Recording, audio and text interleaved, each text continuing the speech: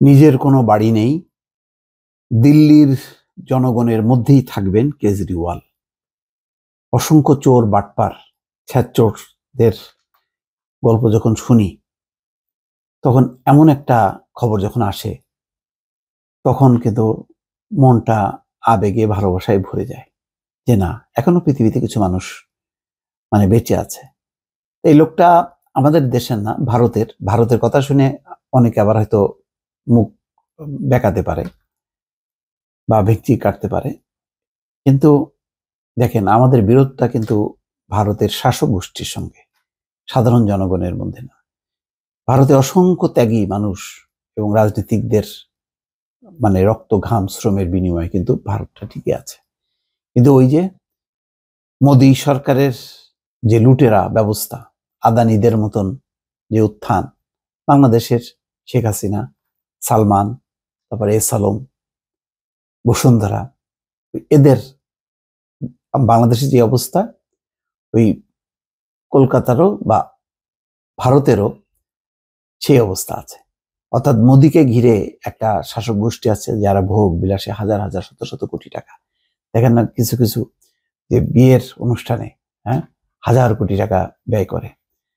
আবার কেজরিওয়ালের মতন মানুষ আছে যারা দিল্লির মুখ্যমন্ত্রী ছিলেন, যার কোনো বাড়ি নেই দিল্লিতে, অথচ তিনি দিল্লির একজন বাসিন্দা। তাহলে কি বলবেন বলেন একটা বাড়ির ছবি দিয়ে যে এটা কেজরিওয়াল, অথচ এই কেজরিওয়ালকে কত বড় মিথ্যা একটা দোষারোপ করে দুর্নীতিবাজ প্রমাণ করার চেষ্টায় তাকে জেল খাটিয়েছে। 6 মাস জেল খাটার পর সে মুক্ত হয়েছে। নির্বাচনের সময় সে কিছুদিন মুক্ত ছিল। বাংলাদেশে কি বলবো, এখানে তো কোনো আসলে বলারই অপেক্ষা রাখে না। বিরোধী দল নেই এখানে, সব রাজনীতি তাদের কথা বাদ দিলাম, বিরোধী রাজনীতিরই তো কোনো অস্তিত্ব ছিল না। কিন্তু আপনি বলেন 15 বছরে একেবারে একটা ইউনিয়ন লেভেলে বা থানা লেভেলের ছাত্র লীগের, যুবলীগের প্রেসিডেন্ট, সেক্রেটারি বা কমিটির গুরুত্বপূর্ণ ব্যক্তিদের, তাদের যা সম্পদ, সেই সম্পদের ধারে কাছেও নেই কেজরিওয়াল। আর আমাদের এই লুটেরা গোষ্ঠী কি করছে? লুটপাট করে তছনছ করছে, দেশের সম্পদ করছে, দেশের বাইরে সম্পদ করছে। এখন এই সম্পদ আনার জন্য চেষ্টা করতে হচ্ছে, কিন্তু তার বাইরে দেখেন এই কেজরিওয়াল হচ্ছে আম আদমি পার্টির আহ্বায়ক। সাবেক মুখ্যমন্ত্রী ঘোষণা দিয়েছেন যে নিজস্ব কোনো বাড়ি না থাকায় সরকারি বাংলো ফাঁকা করে দিয়ে দিল্লির সাধারণ মানুষদের মধ্যে বসবাস করবেন দিল্লির সাবেক মুখ্যমন্ত্রী অরবিন্দ কেজরিওয়াল। তিনি বলেন, আমার নিজের বলতে কোনো বাড়ি নেই, কয়েকদিনের মধ্যেই মুখ্যমন্ত্রীর জন্য নির্ধারিত বাংলো ছেড়ে দেব। গত 10 বছরে আমি শুধু ভালোবাসা আর সম্মান অর্জন করেছি। লোকজন আমাকে তাদের বাড়িতে থাকার প্রস্তাব দিচ্ছেন। নবরাত্রিতে শ্রাদ্ধ অনুষ্ঠানের পর আমি আসবো এবং আপনাদের কোন একটি বাড়িতে অবস্থান করব। জনতা কি আদালত ভাষণে তিনি যন্তর মন্তরে ভাষণ দেওয়ার সময় এসব কথা বলেন। খবর দিয়েছে অনলাইন টাইমস অফ ইন্ডিয়া।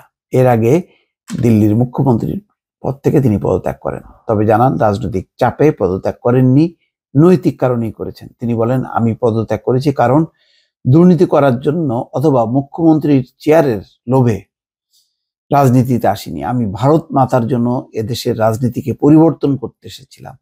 যদি টাকা বানাতে চাইতাম তাহলে তা করতে পারতাম। যখন ইনকাম ট্যাক্স ডিপার্টমেন্টে কাজ করেছি, কিন্তু রাজনীতিকদের চামড়া মোটা, তারা অভিযোগের পরোয়া করে না। কিন্তু বিজেপি যখন আমাকে চোর দুর্নীতিবাজ বলে, তখন আমি তা আমলে নেই। এই অভিযোগ আমার হৃদয় ভেঙে দেয়। উল্লেখ্য, সম্প্রতি দুর্নীতির ধারাবাহিক কিছু অভিযোগের পর পদত্যাগ করেছেন অরবিন্দ কেজরিওয়াল। এর মধ্যে দিল্লি এক্সারসাইজ পলিসিতে দুর্নীতির অভিযোগে তাকে গ্রেপ্তার করা হয়। সম্প্রতি তিনি জামিনে মুক্তি পান। এসব অভিযোগ নিয়ে তিনি গভীরভাবে হতাশা প্রকাশ করেন।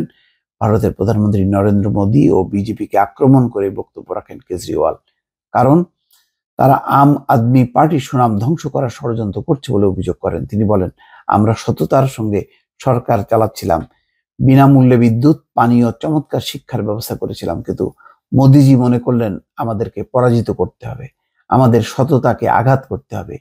এই জন্য তারা সিসোদিয়া এবং আমার মতো ব্যক্তিদের জেলে ঢুকিয়েছেন। সত্যি তাই। মানে অসৎ লোকরা সৎ লোকদেরকে সহ্য করতে পারে না, এই জন্য সৎ লোকরা মানে তাদের শত্রু হয়ে দাঁড়ায় এবং তারা সরে গেলে এই সমস্ত জায়গায় মাফিয়ারা আসবে, মাফিয়াদের উপরেই রাজত্ব করবে। আমার অনেকটা ওই নরেন্দ্র মোদীর অ্যাটিচিউডটা আর শেখ হাসিনার যে অ্যাটিচিউডটা ছিল একই রকম। অর্থাৎ সব জায়গায় মাফিয়াদের রাজত্ব থাকতে হবে, সৎ লোকের কোনো স্থান থাকবে না, ভিন্ন মতের কোনো মানে দাপট থাকবে না। তো বাংলাদেশের শেখ হাসিনা যেমন পরাজিত হয়েছে, নরেন্দ্র মোদীও পরাজিত হবে, সত্যের জয় হবেই। দর্শক ভালো থাকবেন, আল্লাহ হাফেজ।